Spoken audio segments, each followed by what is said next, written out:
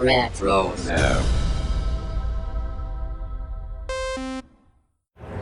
Hi, this is Emily Swallow, the Armorer in The Mandalorian. You're listening to Dennis and Jay on Podcast Stardust. This is the way.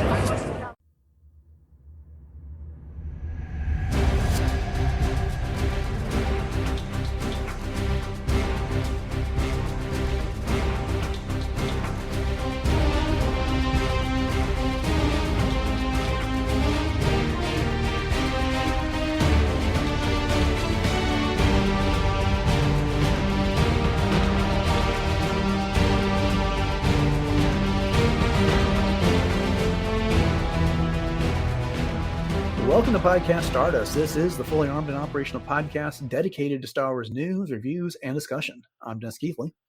And I'm Jay Krebs. And it's time to catch up on some Star Wars news. But before we dive into the latest from the galaxy far, far away, Jay, you want to remind everybody where we can be found on social media? Absolutely. So heading into August now, and always, we can be found on Facebook and Instagram conveniently at Podcast Stardust. All right, the gist of the line, the signal is boosted to maximum output, the shield is down, we are now broadcasting to the galaxy. Pulling back the curtain a bit, this is the first time, Jay, you and I have recorded in weeks, because you had some travel, I had some travel, and we recorded a bunch of stuff in advance. It was really weird at the beginning of this week.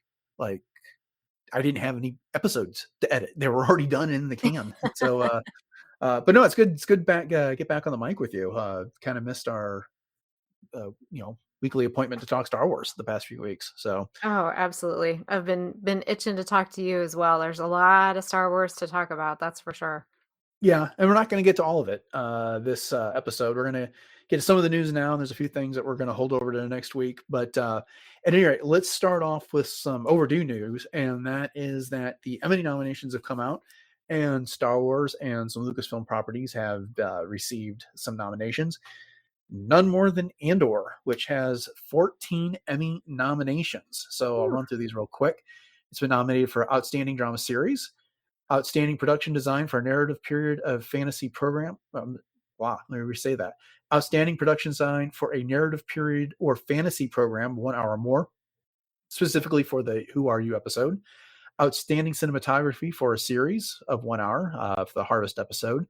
Outstanding Fantasy Sci-Fi Costumes, also for Harvest. Outstanding Directing for a Drama Series for Who Are You? And that was directed by Janice Metz. Outstanding Picture Editing for a Drama Series, also for Who Are You? They really like that episode. Mm-hmm. Outstanding Music Composition for a Series for Original Dramatic Score. Again, Who Are You? Brandon Roberts was the composer there. Outstanding Original Music and Lyrics for Andor, which was the Who Are You? The song title was We Are the Gore. Of all the music, that's the one that got. I guess that's the only one that really had lyrics. I guess, well, Neomos, but that's only got one word. But at any rate, that was for Nicholas Bertel. Also, Outstanding Guest Actor in a Drama Series was for Forrest Whitaker, as in his role as Saw Gerrera in I Have Friends Everywhere. Nice. I really like this one. Outstanding Character Voiceover Performance goes to Alan Tudyk as K2SO and the Who Else Knows episode. Well deserved. Yeah. Outstanding Sound Editing for a Comedy or Drama Series, 1 hour. Was also the Who Are You episode. Outstanding Sound Mixing for a Comedy or Drama Series. You guessed it. Who Are You? Outstanding Special Visual Effects in a Season or a Movie, Andor. That's for the entire season. And then Outstanding Writing for a Drama Series. That was Welcome to the Rebellion. So those are the 14 nominations that Andor picked up for the Emmys. What do you think about all that? Oh my gosh, so well deserved. I mean, the outstanding fantasy and sci-fi costumes for Harvest, I mean, that is the wedding. So I can totally see that is absolutely incredible. And then Who Are You? And I Have Friends Everywhere are both the pivotal episodes with the Gorman massacre and the events directly thereafter. So I could see where both of those, once again, are definitely garnering a lot of attention, because as they should. My goodness, those were amazing storytelling, amazing world building, just as we've talked and gushed over Andor so much. I mean, there's just so much to love about all of those episodes, and those are definitely some standout ones. And as we just said, Alan Tudyk definitely deserving of the voiceover. So yeah, I mean, this is all good things, that's for sure. Hmm. I haven't checked to see who they're up against for all these, and even if I knew, I couldn't tell you what the odds are that you'd win any of these because I just don't watch that many different series that's on television right now. I mean, I'm very much Mhm. into sci-fi stuff, but I was disappointed that Diego Luna didn't get nominated for lead actor. Genevieve O'Reilly did not get nominated. Stellan Skarsgård didn't get nominated for this, and I would have thought all three of those should have at least picked up a nomination on this one. Those are flat out snubs as far as I'm concerned. This show is great. The writing is great. The directing is great. Special effects are wonderful. Sound, all these things are fantastic, and all these are well deserved nominations. And I hope they all win. But this show isn't what it is without those performances from those three. I'm glad that Forrest Whitaker got nominated. He's certainly, he certainly deserves it. It's well deserved. And Alan Tudyk is, I mean, come on, Alan Tudyk. We love him, and he's done Oh, fantastic as yeah. K2SO. But again, those other three roles, I can't help but feel like those were severely overlooked. No, I would totally agree with you on that one, and I'm scrolling through right now just to see, who was actually nominated for Best Actor, Supporting Actor, Actress, that type of thing, and there seems to be a lot of Severance, The Last of Us. I mean, Pedro Pascal is in there for The Last of Us. The White Lotus is mentioned quite a bit. So, but yeah, I'm with you. I mean, the acting was just top notch in that series, and of course, we're a little biased. However, Sure, as you said, sure. it wouldn't be what it is with these other nominations without the strength and support of the acting behind it. Yeah, yeah. I mean, and you look, there's only so many nominations to go around. I get it, but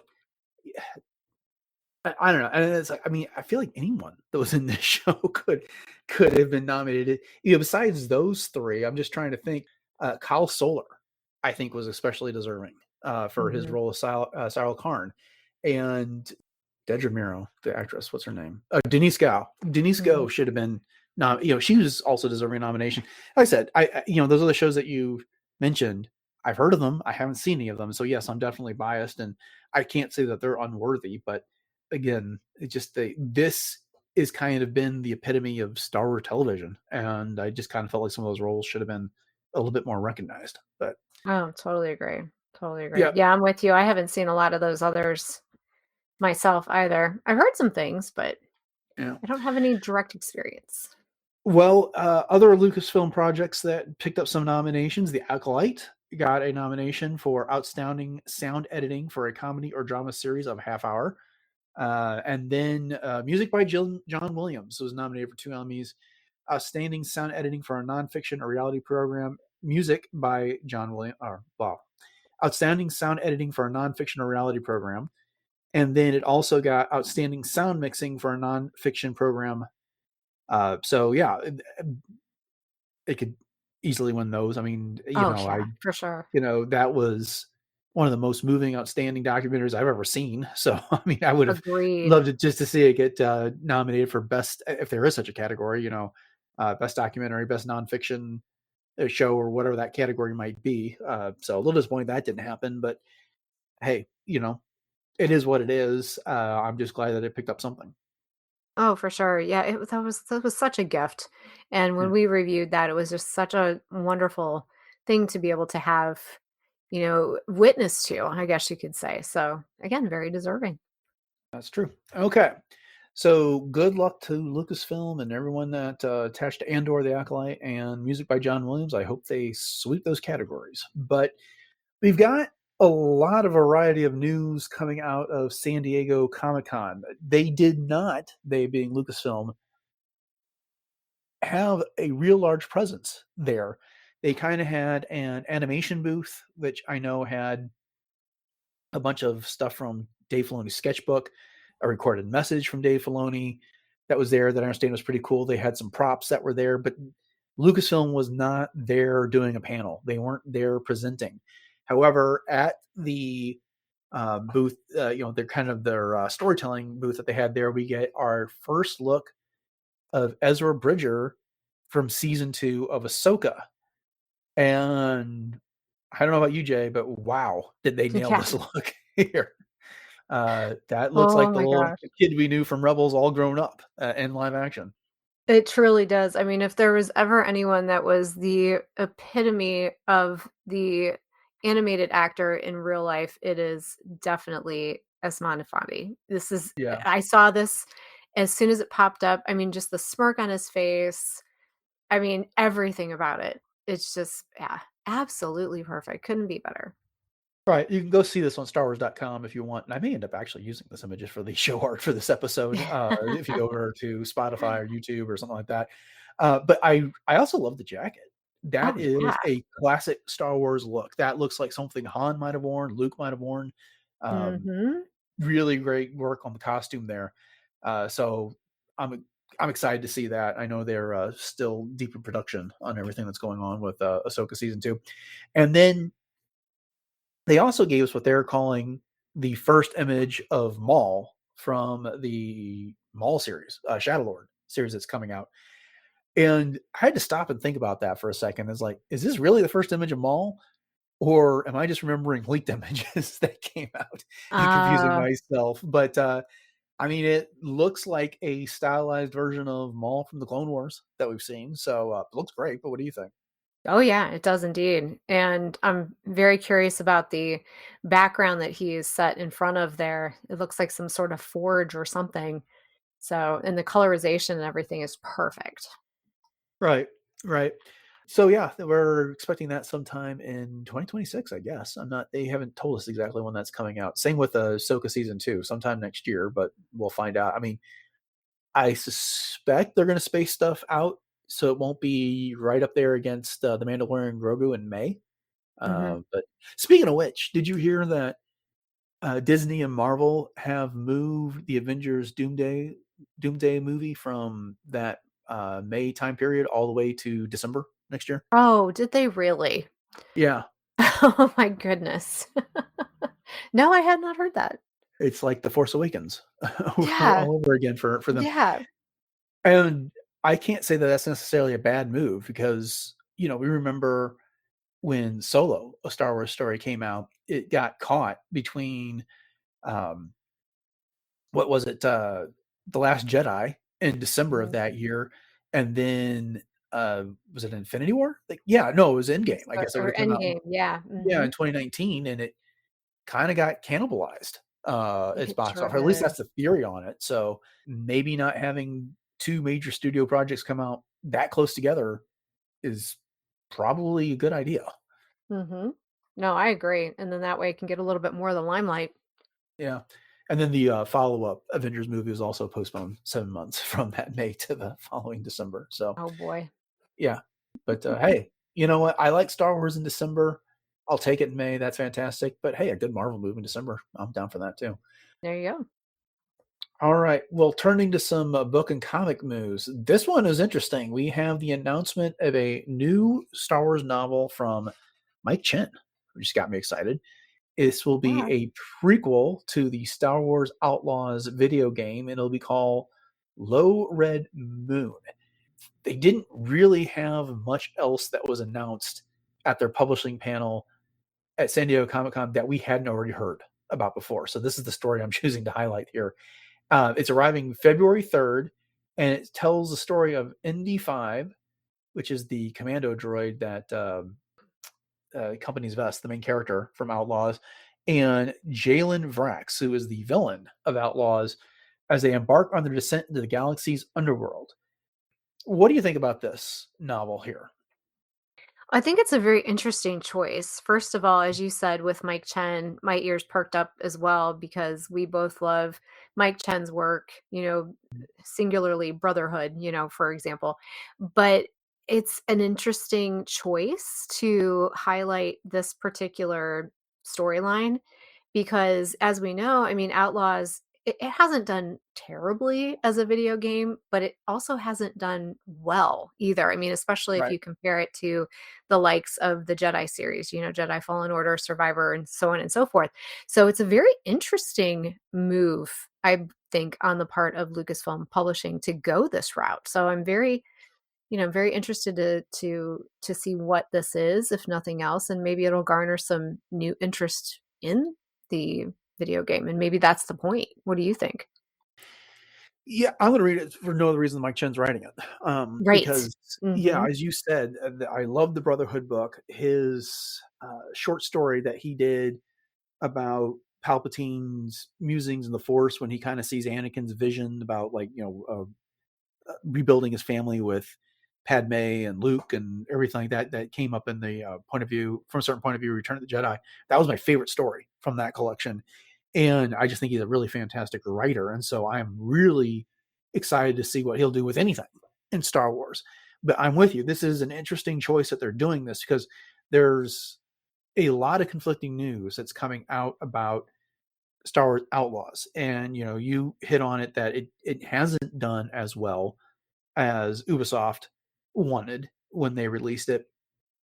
And there's news out there that's kind of floating around, but no official confirmation, that they had been working on a sequel, but they've canceled it due to the soft sales of the original. But on the heels of that, you just sent me a thing today where they were talking about porting it over to the Nintendo Switch. Right. So, Mm-hmm. it's interesting. I mean, I would guess if it was already underway before they made all these decisions, then why not go ahead and finish up the port over to the Switch and pick up some of those sales, because it's not like you're developing an entirely new game. But on the other hand, and I don't know the economics of making video games for multiple different consoles, so I take everything I say with a grain of salt. If it's not doing that well, it's not making that much money, why bother? Go to that extra expense. So this is just curious to me. I really want to see what ends up happening with Outlaws. At some point, I need to play the game again and get farther than I did. I only got through kind of some of the opening acts of the thing, and then just kind of got drawn away from it by other stuff.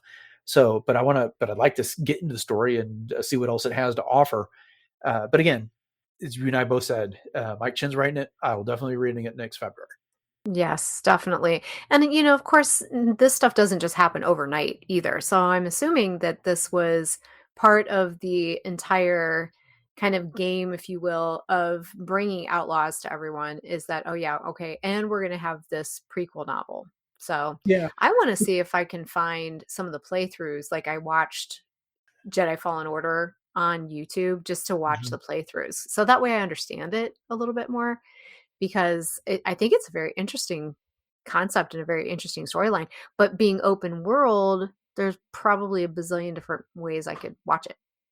Yeah, that's true. Yeah, I have no idea what to expect on that, because you can align yourself with different criminal factions and progress through the Right. game that way. So I don't know exactly everything that you can do there. The other thing that's kind of weird is that you're talking about all the tie-in stuff that happens with the video games, and I'm thinking of the Jedi series. You had Jedi Fallen Order and the Jedi Survivor. Well, prior to Fallen Order, they had a tie-in comic series that took place at like 10 years before that. Well, before the fall of the Republic and the Order 66, that told a story. And then between Fallen Order and Survivor, they had the Battle Scars Hmm. novel that they Right. did. That was, because it was like 5 years or something like that between those two games or something. I can't remember exactly. They told a story here. So they did everything chronologically, and now that's not what they're doing here. I mean, they had the game out, and it came out last summer, so the game's already been out for a year, and by the time this novel comes around, it'll been a year and a half before they're getting ready to tell the prequel story. So, um, hey, look, if it's a good story, then fantastic, and I trust it will be, again, because Mike's writing it. Right. But again, it's just the timing of all this strikes me as odd. Hmm. No, I'm with you. Okay. Well, the other big happening at San Diego Comic Con, as far as Lucas film and Lucas project goes, is that George Lucas made his debut at San Diego Comic Con, and he showed up to promote the Museum of Narrative Art that he is opening. We kind of discussed how he's going to make this appearance in our last news episode, which came back in episode 914. So it's been a little while since we did one of those. But he was on a panel with Queen Latifah, who was a moderator, who was apparently a good friend of his wife, Melanie Dobbs. Oh, And then, really? yeah, Doug Chang, who we all know is a great designer for Star Wars, was on the panel as well. And Guillermo del Toro was there. Some of the highlights of this panel was the reveal that 40,000 items from George Lucas's collection will be on display in this museum. Some featured Star Wars items include Luke's Landspeeder from A New Hope, a 1-to-1 replica of General Grievous's TSMEU 6 wheel bike from Revenge of the Sith, Wow. a full-scale version of Anakin's N1 starfighter from The Phantom Menace, Oof. speeder bikes from Return of the Jedi, and concept art from the first 6 Skywalker Saga movies. Some other items of note from George Lucas's collection includes a first drawing of Flash Gordon from 1934, original art for Marvel's Iron Man debut comic from 1968, illustrations from Peanuts creator Charles M. Schulz, and paintings and art from the likes of Norman Rockwell, Jack Kirby, who, if you like the Fantastic Four, is responsible for them, and Frida Kahlo. So this sounds epic. I don't know when exactly I'm going to get a chance to check this museum out. Maybe Celebration 2027, since we'll be in LA anyway. But this has really got my attention. Oh yeah, I think we need to put this on our to-do list, Dennis. I Yeah. mean, I think we need to experience this one together. But yeah, I mean, we knew that this was going to be a pretty epic type of a display slash exhibit experience, but to hear all of these things and just the fact that there's 40,000 items, Mhm. 40,000, that's a lot. And Yeah. I love the fact that a lot of these are actual full scale versions and 1-to-1 replicas. How cool is that? I mean, to be able to get up close and personal to those types of things. And then, I'm always about the history of where a lot of our pop culture things come from. So, as you ran down with the Flash Gordon and the Iron Man comic, I mean, that is so awesome. Yeah. One of the things I loved was the quote that came out of this, where he was talking about how he accumulated all this stuff. And basically, it's that he loves buying art and he hates selling it. And so he says, he told the audience, I refuse to sell it. I'm not the one of the typical high art collectors that buys and sell it off. I could never do that. It's not what I think art is. So he's not speculating in art for its value. He collected it because he loved it. And Right. that's totally the George Lucas we know. I mean, he made a ton Oh, of yeah. money. He sold Lucasfilm to Disney for, what was it, $4 billion some odd dollars.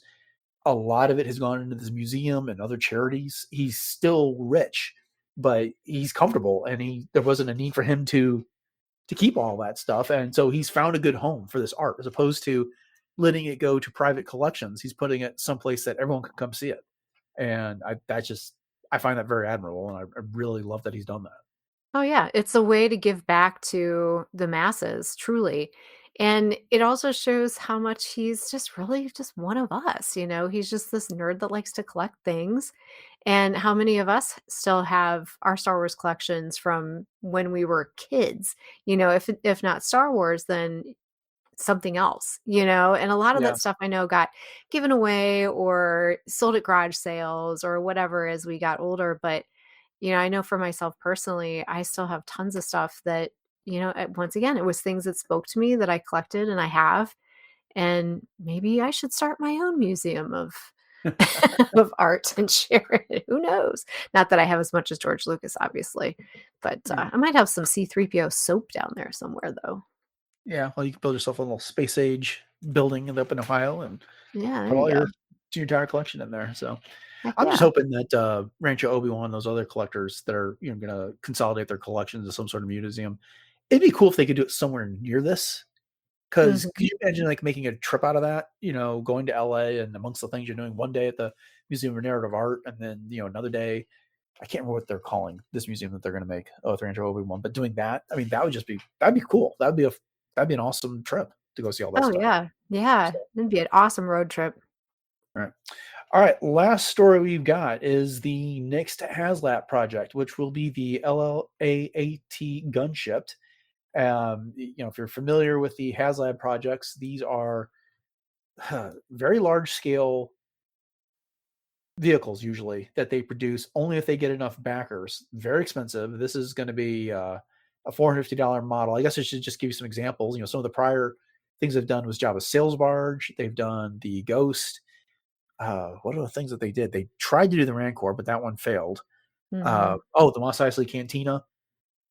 The But anyway, Razor Crest. Yeah, that's right. The Razor Crest right before it was blown up. Rip. I know a lot of people that were not happy about that, but Yeah. all right. Hey, looks like we're going to do one in the Mandalorian Grogu, so we'll see. There you go. But this one has already begun. It started. It started picking up backers. It needs 8,000 by the time it closes on September 8th at 11:59 p.m. Eastern time. I just pulled up the website to see how many backers they've got right at the moment. So bear with me a second. And they have 2,681 backers. So they're more of a quarter of the way there. And I'm sure as this one gets closer, I can't imagine this won't pick up the 8,000, but we'll see. Typically, these things pick up a lot there in the last week or so. But dimensions, it's 28 inches long, it's 30.9 inches wide, and 10.6 inches tall without the stand that it comes with. It's got 2 clone pilots that come with it. It's got alternate panels for the front, including a Crumb bomber, and then one that looks a bit like a stylized Kit Fisto. I'm not even sure exactly how to describe this, but it kind of looks like he's on a bullet or something. Uh-huh. And then it's got removable missiles, mobile laser pods, and there's a number of stretch goals that come with this. If it reaches 10,000 backers, there'll be a Jedi Master Colvin Trevor exclusive carded figure. At 12,000 backers, there's a Sassy Teen exclusive carded figure. And at 14,000 backers, Agent Kohler. So, yeah, I know those are very popular. That's one of the reasons like a lot of people hesitate to back because they want to see how close it's going to get to those stretch goals there before Mhm. they decide. Because that's the thing. It's like these are exclusive.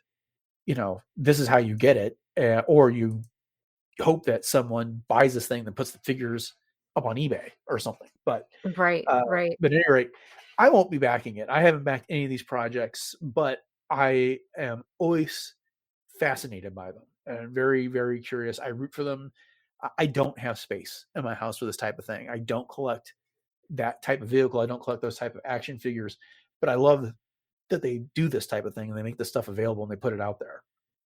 Oh, absolutely. And I feel like this one is going to blow past all of the tiers that it needs because and get all the backers because I don't know. I feel like the LAAT gunship has always been one of those that is super popular. It's so recognizable and it's so playable. You know what I mean? It's one of those Right. things that, yeah, some of the other things are great to sit on a shelf or display, but I feel like this one is one that, you can pretend like you're Luke Skywalker and sitting in your little hovel and playing with your gunship kind of thing. Right. It's fun if you scroll through the webpage on this, and I'll try to remember to put a link in this. I've not been good about that lately when I've said I'd put a link in the show notes, but they have if you scroll down like halfway through the page for this, they have a image of the 2013 Republic gunship toy that came out and posed over it to show you how much bigger this version is. It's over 20% Mhm. bigger. And I mean it's really good looking on there. I could see how this would be a centerpiece for your collection if you wanted to, set up, Anakin and Ahsoka in this thing with a bunch of clones. You could make that look really fantastic here. And I just really love that they give you the opportunity to customize it with so many different options. We talked about the panels, but then you can take the missiles out and arrange them differently if you want. This comes with a stand that you can set it up on if you want to do it that way. So many things you can do with this. So yeah, I hope it gets funded, and I agree with you. I think it probably will, and it'll be fun to follow that over the next few weeks as we go through August. Yeah, I agree. And I always love to see the art that goes on the panels on the sides. No Yeah, Padme pinup this time. yeah. Anakin will be very happy about that. I'm willing to bet that someone out there will make that though, Oh, I'm and sure, yeah, 100%. yeah, yeah, and some Or of a the Twi'lek. Twi'lek or Yeah, something. yeah, you read my mind. Okay, we are of similar minds on that one. Okay, Always, always. yeah. So we'll do some updates on that over the next few weeks to track the funding on that because I'm really curious to see because I've had a lot of fun going and watching like the YouTube videos where people will customize like the Razor Crest, they'll weather Oh, it and yeah. do all those things with it. So I haven't seen any for the Ghost yet, but I'm eager to check that out as well. So Mhm, for sure. Okay, well, that is this week's Star Wars news on Podcast Stardust. Thank you all so much for joining us. Jay, this was fun. I'm glad we got to get on the mics again. It's been too long, but Oh, we for had things to sure. do this summer. So we hope everyone enjoyed our discussion of the weekly news. And if you did and you haven't done so already, please subscribe to the podcast. And once you've done that, we'd greatly appreciate your likes, ratings, reviews, and the such. That helps others find the show. And if you want to find the entire back catalog of shows, one of the best places you can do that is over at retrozap.com. All previous 919 episodes are there. Jay, I want to remind everybody what those social media contacts are one more time and where else we are located on the internet. Absolutely. We are very easily and conveniently found on Facebook and Instagram at Podcast Stardust. And if that's not enough for you, we also have a ton of Pinterest boards and our 2 YouTube outlets where you can listen to all of our episodes. And you can do that on YouTube and YouTube Music. And they also support subscriptions and interactions. And we would love it if you would share those out with your friends. And another thing that you can do is support us over on TeePublic by snagging yourself some new Podcast Stardust swag or adding to your current collection. And we'd love to see if you do pick up anything. So if you grab a t-shirt, a sweatshirt, a coffee mug, a tote bag, or anything else from the site, please snap a picture and tag us on social media. So the link to that TeePublic store is in our show notes.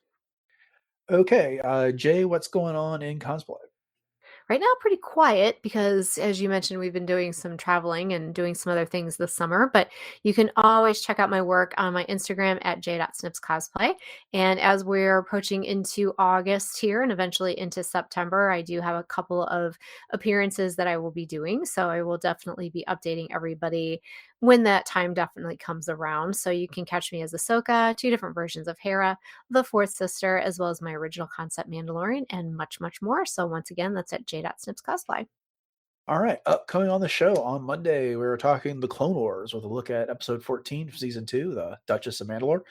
And then on Wednesday, we are getting into one of the last of the High Republic novels with a look at Claudia Gray's Into the Light. So make sure you join us for that. So with that said, thanks for listening to episode 920 of Podcast Stardust, everyone. Have a great weekend. And until next time, may the Force be